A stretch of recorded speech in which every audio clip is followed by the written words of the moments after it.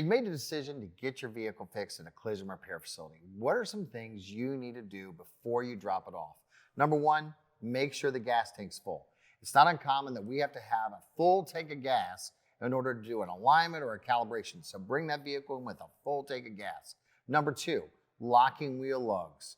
There are a lot of vehicles today that will have a locking wheel lug. It's like a special lug nut that goes on the wheel tire assembly that prevents somebody from stealing your wheel or tire.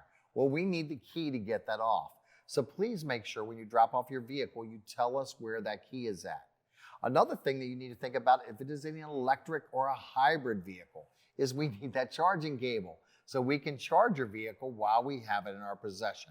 Now, those are some things you want to make sure that when we get the vehicle it arrives with, but there's also some things when you drop off your vehicle that we don't want to get with your car.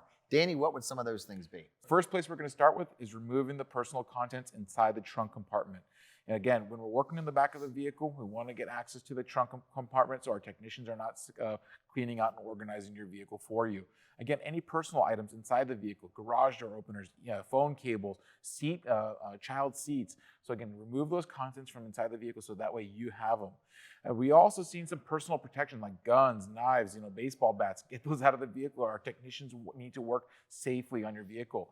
Any medications, controlled substances, our staff and technicians will be going through it. So get it into a vehicle ready stage so someone can work on your vehicle without any hazards.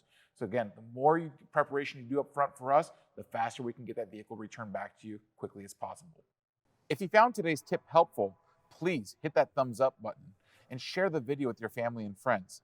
Comment below for any future suggestions. These videos are made possible by the Society of Collision Repair Specialists. SCRS and their members are committed to the future of the collision repair industry and serving you, the consumer, well.